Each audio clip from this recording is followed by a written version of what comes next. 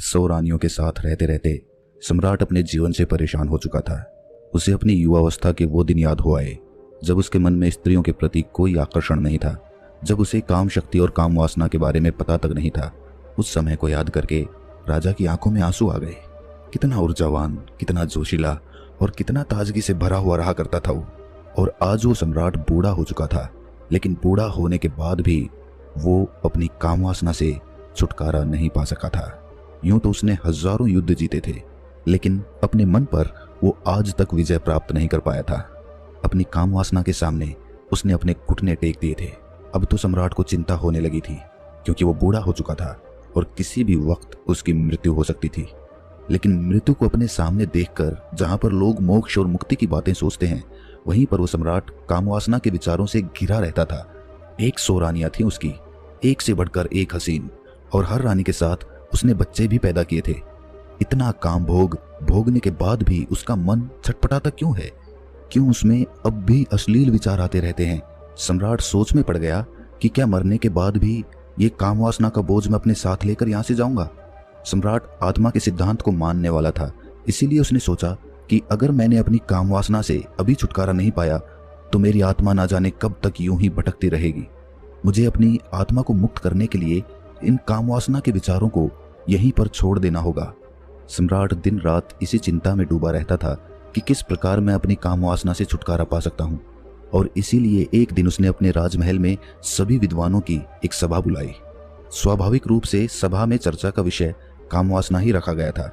सम्राट ने अपने मंत्री से पूरे नगर में घोषणा करवा दी थी कि जो भी विद्वान राजा के मन को संतुष्ट कर पाएगा वो पूरे जीवन काल के लिए राजा का सलाहकार बनकर रहेगा। इसीलिए नगर के सारे विद्वानों में एक होड़ लग गई थी। मंत्रिमंडल के द्वारा तय किए गए दिन नगर के सारे विद्वान राजमहल में पहुंच गए। कोई अपने हाथ में वेद लिए हुए था तो किसी के हाथ में उपनिषद थे। ज्यादातर विद्वान राजा को वेद और उपनिषदों के माध्यम से संतुष्ट करना चाहते थे। सभा में तर्क वितर्क शुरू हुए। सम्राट ने सबसे पहला सवाल पूछा कि ब्रह्मचर्य का असली मतलब क्या होता है।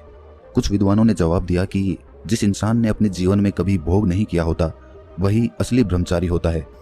दूसरे विद्वानों ने इस बात का विरोध करते हुए बताया कि हो सकता है किसी इंसान ने भोग किया हो, लेकिन वर्तमान में अगर वो भोग का त्याग कर चुका है तो वो भी ब्रह्मचारी ही कहलाता है, और वास्तविकता में वही ब्रह्मचारी होता है जो भोग करने के बाद उसका त्याग कर देता है, वही ब्रह्मचारी कहलाता है। सम्राट को किसी विद्वान के उत्तर से संतुष्टि नहीं हो रही थी और इधर विद्वान आपस में तर्क वितर्क करने पर लगे हुए थे। कुछ ही देर में वहां पर एक बहुत ही अनूठा विद्वान पहुंचा। वो अपने साथ बेहद खूबसूरत 2 युवतियों को लिए हुए था। उस विद्वान ने वहां पहुंचते ही पहले तो देरी से आने के लिए सम्राट से क्षमा मांगी। उसको देखकर बाकी के सब विद्वान हंसने लगे। एक विद्वान ने सभा में खड़े होकर कहा कि जो इंसान खुद काम वासना से ग्रस्त हो वो दूसरे को काम वासना से छुटकारा कैसे दिला सकता है। इस पर इस विद्वान ने मुस्कुराते हुए उससे पूछा कि तुम्हें ऐसा क्यों लगता है कि मैं काम वासना से ग्रस्त हूँ? उस विद्वान ने कहा कि तुम हमें अंधा समझते हो, क्या हमें बेवकूफ समझते हो?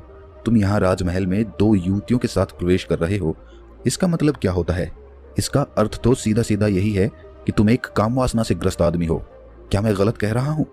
उस विद्वान ने मुस्कुराते हुए जवाब दिया कि महाशय, जिन युवतियों की तुम बात कर रहे हो वो दोनों मेरी बहनें हैं और वो भी मेरी ही तरह काम वासना की गहरी समझ रखती हैं।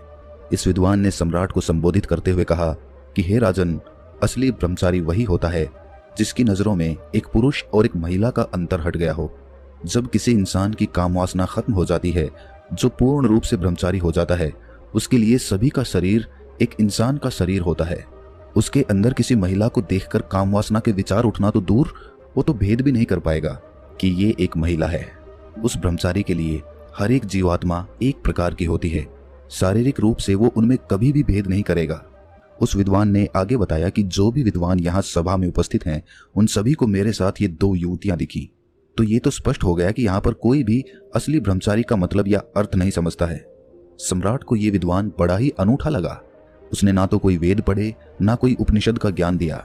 वो तो वही बता रहा था जो स्वाभाविक रूप से आदमी की समझ में आता है। इसीलिए सम्राट ने प्रभावित होकर अगला सवाल पूछा कि आखिर एक इंसान को ब्रह्मचर्य का पालन करने की क्या जरूरत है? जब वो भोग करके जीवन का आनंद उठा सकता है तो वो क्यों ब्रह्मचर्य का पालन करे? इस पर उस विद्वान ने सम्राट से एक सवाल किया। उसने पूछा कि सम्राट, मुझे एक बात बताओ कि एक पेड़ ज्यादा ताकतवर होता है या फिर एक बीज? सम्राट ने उत्तर दिया कि एक पेड़ एक बीज से ही तो जन्म लेता है, तो इस प्रकार तो एक बीज एक पेड़ से ज्यादा ताकतवर हुआ। विद्वान ने बताया कि सम्राट, उसी प्रकार हमारे शरीर में भी काम शक्ति रूपी बहुत सारे बीज होते हैं। उनमें असीम ऊर्जा होती है जो हमारे लिए आनंद का स्रोत पैदा करती हैं। लेकिन काम वासना में ग्रस्त होकर हम अपने काम शक्ति रूपी बीजों को यूं ही नष्ट करते रहते हैं, बर्बाद करते रहते हैं। और उन बीजों के नष्ट हो जाने के कारण एक आदमी ढीला, आलस्य से भरा हुआ, हमेशा थका थका सा रहता है। याद रखना, हमारे भोजन से हमारा रक्त बनता है, रक्त से हमारा मांस, हमारी हड्डी और आखिर में काम शक्ति रूपी बीज बनते हैं, जो कि बहुत ही कम मात्रा में होते हैं। इसीलिए अपने मन में उठने वाली काम वासना के लिए उन बीजों को नष्ट करना कहीं से भी तार्किक नहीं है। ब्रह्मचर्य का पालन करने से उन बीजों की शक्ति हमारे आंतरिक स्वरूप में समा जाती है, जो हमारे चेहरे पर तेज पैदा करती है, हमारे शरीर को बीमारियों से बचाती है। और यही काम शक्ति रूपी बीज जब ध्यान के माध्यम से ऊर्जा में परिवर्तित कर दिए जाते हैं तो यही आनंद का स्रोत बन जाते हैं। सम्राट ने अगला सवाल पूछा, जो सम्राट के जीवन के लिए बहुत ही महत्वपूर्ण था। सम्राट ने पूछा कि काम वासना से छुटकारा किस प्रकार पाया जाए। विद्वान ने उत्तर दिया कि हे सम्राट, जो बुद्धिमान होता है वो ये जानता है कि काम वासना रूपी कुएं का पानी जो जितना ज्यादा पिएगा उतनी ही ज्यादा प्यास उसे लगेगी, उसकी प्यास कभी नहीं बुझेगी। इसीलिए या तो वो कभी इस काम वासना रूपी कुएं का पानी पीता ही नहीं, और अगर ग्रस्त जीवन होने के कारण मजबूरीवश उसे कभी इस कुएं का पानी पीना भी पड़ जाता है तो वो सिर्फ एक कुएं का पानी पीता है। उस विद्वान ने राजा को संबोधित करते हुए कहा कि हे राजन, आपके जीवन में आपने 100 रानियों से शादी की, लेकिन आपने भी महसूस किया होगा कि जिसकी प्यास बुझनी होती है उसकी प्यास एक ही जगह पर बुझ जाती है, लेकिन जिसकी प्यास नहीं बुझनी होती, चाहे वो 100 स्त्रियों के साथ भोग कर ले, लेकिन फिर भी उसकी प्यास अधूरी रह जाएगी। विद्वान ने सभी को समझाते हुए आगे कहना शुरू किया कि अगर आपके जीवन का लक्ष्य स्पष्ट नहीं है तो आप सभी नाना प्रकार की भोग की वस्तुओं में गिर जाएंगे, लेकिन वहीं पर अगर आपका लक्ष्य स्पष्ट है तो आप अपना पूरा ध्यान अपने लक्ष्य को पूरा करने में लगाएंगे, ना कि भोग करने में। सम्राट, तुमने सुना होगा, एक कहावत बहुत पुरानी है कि खाली दिमाग शैतान का घर होता है। इसीलिए एक इंसान को अपने जीवन का लक्ष्य स्पष्ट दिखाई देना चाहिए। शुरुआती चरण में काम वासना हमेशा हमारे विचारों के द्वारा उत्पन्न होती है, और अगर हम अपने विचारों को ऐसी जगह पर लगाएंगे जिससे हमारा लक्ष्य पूरा हो सके तो हमारे मस्तिष्क में काम वासना के विचारों के लिए कोई जगह ही नहीं बचेगी। विद्वान ने सम्राट को चेतावनी देते हुए कहा कि सम्राट, याद रखना, भोग करने से ज्यादा खतरनाक काम वासना के विचार होते हैं। वो हमारा मानसिक संतुलन बिगाड़ देते हैं, हमारी दृष्टि को भ्रमित कर देते हैं। उस विद्वान ने सभी को सभा में एक कहानी सुनाते हुए कहा कि एक बार 2 सन्यासी भिक्षा मांगकर अपने आश्रम में वापस आ रहे थे। रास्ते में एक नदी थी। उनका आश्रम नदी के उस पार था, इसीलिए उन्हें नदी पार करके जाना होता था। एक दिन जब वो भिक्षा मांगकर अपने आश्रम में वापस लौट रहे थे तो नदी के किनारे एक महिला बैठी हुई थी। उस महिला ने उन दोनों सन्यासियों से पूछा कि क्या आप मुझे नदी पार करवा सकते हैं। उनमें से एक सन्यासी ने तो छूटते ही मना कर दिया। उसने अपने मन में सोचा कि मैंने तो ब्रह्मचर्य का व्रत ले रखा है, भला मैं किसी स्त्री को छू कैसे सकता हूँ। दूसरे सन्यासी ने मुस्कुराते हुए उस महिला को अपने कंधे पर बिठा लिया और अपने कंधे पर बिठाकर उसने उसे वो नदी पार करवा दी। यही बात उस दूसरे सन्यासी को अखर गई।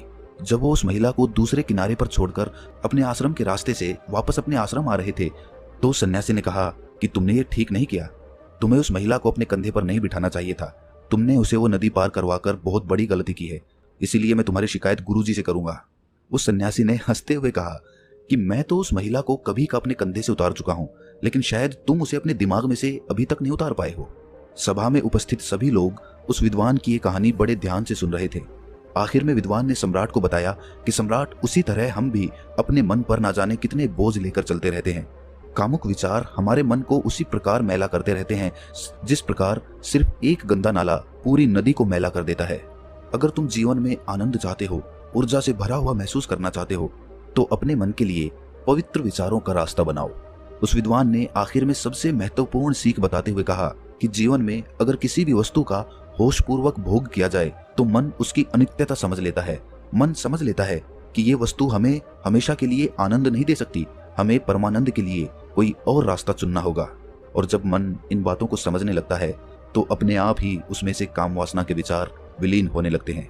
इसीलिए होश में रहकर वस्तुओं का भोग करना सीखो, जिससे तुम उनकी अनित्यता समझ सको। ये सुनकर सम्राट ने प्रश्न किया कि होशपूर्वक भोग भोगने से तुम्हारा मतलब क्या है। इस पर उस विद्वान ने सम्राट को समझाते हुए उत्तर दिया कि जिस मनुष्य का चित्त एक काम में पूरी तरह से नहीं लग पाता है वो किसी भी कर्म को परिपूर्णता में नहीं कर पाते हैं, इसीलिए उस कर्म का फल हमें पूरी तरह से नहीं मिल पाता है। उदाहरण के लिए, जब एक मनुष्य किसी दूसरे मनुष्य को दान देता है तो दान देते वक्त उसका मन किसी लक्ष्य की प्राप्ति के लिए सोच रहा होता है। उसी प्रकार जब कोई आदमी भगवान से प्रार्थना करता है तो वो उनकी पूरे चित्त से, भक्ति भाव से आराधना करने की बजाय वो अपनी इच्छा प्राप्ति के लिए प्रार्थना कर रहे होते हैं। सम्राट, तुम खुद सोचो, अगर कोई मनुष्य पूरे चित्त से कोई कर्म करता ही नहीं तो उसे उस कर्म का पर्याप्त फल कैसे प्राप्त होगा? ये तो असंभव सी बात लगती है। सम्राट, जो जीवन में घटित हो रहा है उसे घटित होने दो और आखिर में यही तुम्हें अंतिम सत्य तक पहुंचा देगा। लेकिन जो कुछ भी घटित हो रहा है उसमें तुम अपना पूरा चित्त लगाओ। पूरा चित्त लगाओगे तो तुम्हारा ध्यान वहां पर लगेगा, और जब तुम्हारा ध्यान वहां पर लगेगा तो वही काम होशपूर्वक होने लगेगा। जागते हुए कोई कर्म करने से बाद में पश्चाताप हो ही नहीं सकता। पश्चाताप तभी होता है जब हम सोए सोए कोई काम करते हैं, और उसी प्रकार हम सोए सोए ही सोचते रहते हैं कि हमें काम वासना से छुटकारा पाना है। लेकिन ये सब संकल्प आदमी सोते सोते ही लेता है। जागृत अवस्था में संकल्प लेने की जरूरत ही नहीं पड़ती, क्योंकि खुली आंखों से जागते हुए कोई मनुष्य गलती कर ही नहीं सकता। इसीलिए काम वासना से छुटकारा पाने की बजाय ये सोचो कि तुम उसे होशपूर्वक जागते हुए कैसे भोग सकते हो, और एक बार जब तुम उसका होशपूर्वक भोग कर लेते हो तो उसके बाद तुम्हें खुद ही महसूस होगा कि ये कर्म तुम्हारे अंदर क्या बदलाव ला रहा है। अगर वो तुम्हारे अनुसार सही नहीं होगा, तुम्हें गलत लगेगा, तो तुम उसे वैसे ही छोड़ दोगे, तुम्हें संकल्प लेने की जरूरत ही नहीं पड़ेगी। लेकिन होश की स्थिति तक पहुंचने के लिए तुम्हें ध्यान का मार्ग अपनाना होगा। ध्यान करने से ही आदमी की निद्रा टूटती है, वो जागृत अवस्था में आता है, और जब वो जागृत अवस्था में आता है तो उसका चित्त एक काम पर पूरी तरह से लगने लगता है, और उसके बाद होशपूर्वक उस कर्म को करने के बाद उस कर्म की अनित्यता को हमारा मन अपने आप समझने लगता है। विद्वान ने अपनी बात को और गहराई से समझाते हुए समझाया कि सोए हुए इंसान को तो रास्ते पर पड़ा हुआ सांप भी दिखाई नहीं देता, वो भी उसे तब पता चलेगा जब वो सांप पर पैर रख देगा। और इसी प्रकार तो हर इंसान कार्य करता है। जब वो रास्ते पर चलता है तो अपने विचारों में, अपनी भविष्य की योजनाओं में उसका मन हमेशा उलझा रहता है। उसका ध्यान अपने चलने पर तो होता ही नहीं है, तो रास्ते पर कहां से होगा? ये सब लक्षण एक सोए हुए मनुष्य के होते हैं, और जब वो मनुष्य ये महसूस कर पाता है कि वो कितनी गहरी निद्रा में है तो उसी समय उसके जीवन में ध्यान का उदय होता है। लेकिन सोए हुए इंसान को भला किस प्रकार दिखाई देगा कि वो सोया हुआ है? या तो कोई उसे हिलाकर जगाए या उसे बताए कि तुम सोए हुए हो, तब तो उसकी नींद टूटेगी। लेकिन ऐसे मनुष्य हमें कम ही मिलते हैं जो हमें ये एहसास कराते हैं कि हम कितनी गहरी निद्रा में सोए हुए हैं। हमारा मन विचारों का, भविष्य की योजनाओं का, अतीत के दुखों का एक दफ्तर बन चुका है। वो सम्राट इस विद्वान के उत्तरों से बहुत प्रभावित हुआ, और उस सम्राट ने इस विद्वान को अपने पूरे जीवन काल के लिए अपना सलाहकार बना लिया। तो दोस्तों, कैसी लगी ये कहानी आपको? कमेंट सेक्शन में जरूर बताना, और अच्छी लगी हो तो इस चैनल को सब्सक्राइब करके नोटिफिकेशन बेल को जरूर प्रेस कर देना। तो मिलते हैं अगली कहानी में, तब तक के लिए